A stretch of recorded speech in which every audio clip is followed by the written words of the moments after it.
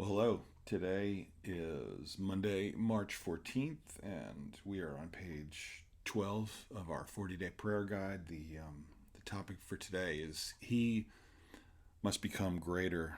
There's a section in John's Gospel where a dispute arises over purification and baptism, and um, the some disciples come to John and they say to him, Rabbi, he who was with you across the Jordan, to whom you bore witness, look, he is baptizing, and all are going to him.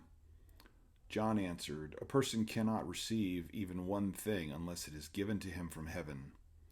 You yourselves bear me witness that I said, I am not the Christ, but I have been sent before him.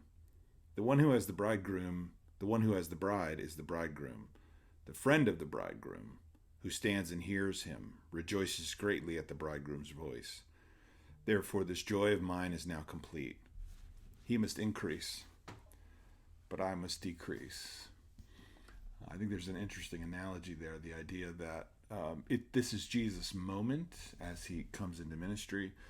And John is saying, I'm the friend of the bridegroom. I'm the best man. I'm here to ensure that the wedding goes well and that the bride and the bridegroom have what they need and that all things work out. It's not my place to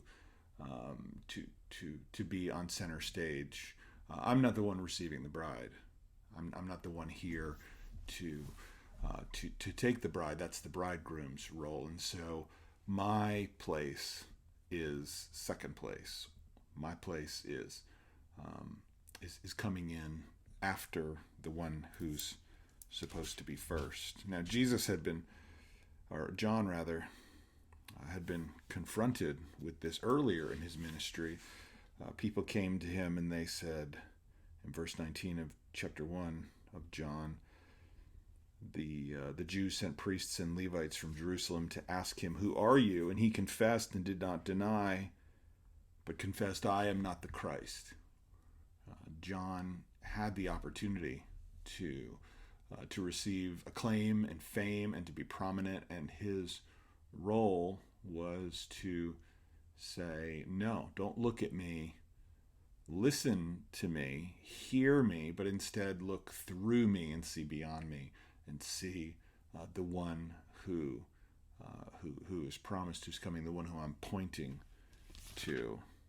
And this is tough for us. I think a lot of times we want to be prominent. We want to be seen as the ones who are capable or competent. But instead, what we're to do is to point to Jesus.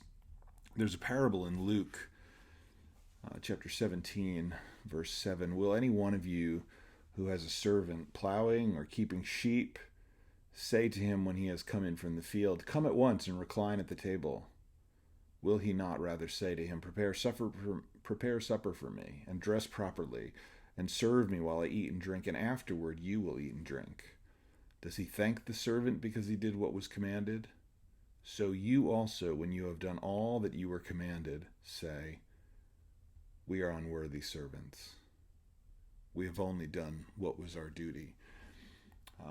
I think those are important passages, particularly this last one, when we think about he must increase. No matter how well we do, no matter how prominent we are, no matter how skilled we are, no matter how excellently we perform ministry tasks or evangelism or sharing or preaching or leading or teaching, any of these things, we never take center stage. We will always be second to Christ. And so we always ought to hold in our hearts that we're unworthy servants compared to him. Now, we ought not to turn that into some kind of self-torturing pride, but it's just a remembering of who we are and who is first.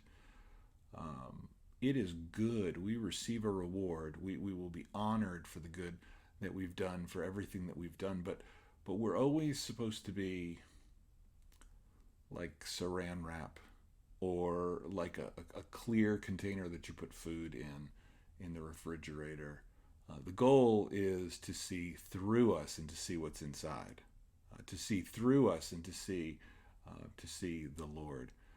And so we keep that in mind as we pray today. God bless you. May He increase.